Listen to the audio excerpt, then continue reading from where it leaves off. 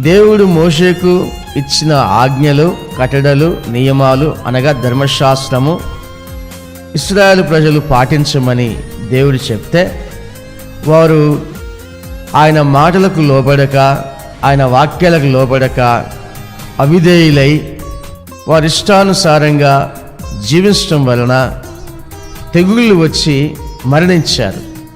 పాపము చేసి మరణించినట్లుగా బైబిల్లో వారి గురించి రాయబడింది. అనగా అవిధేయత చూపించి చాలామంది ప్రజలు నశించిపోయారు.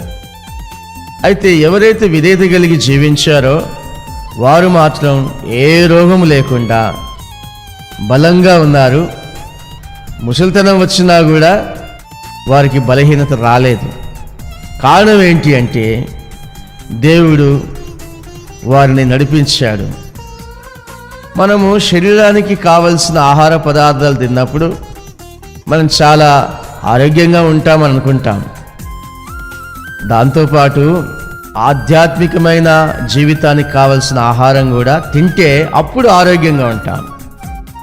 మన హృదయం ఎప్పుడైతే పరిశుద్ధంగాను పవిత్రంగాను ఉంటుందో, మన మనసు ఎప్పుడైతే నిష్కపటంగా నిష్కలంకంగా ఉంటుందో, మన మనస్సు మన హృదయం పవిత్రత కలిగి ఉన్నట్లయితే అప్పుడు మన శరీరానికి ఆరోగ్యం కలుగుతుంది.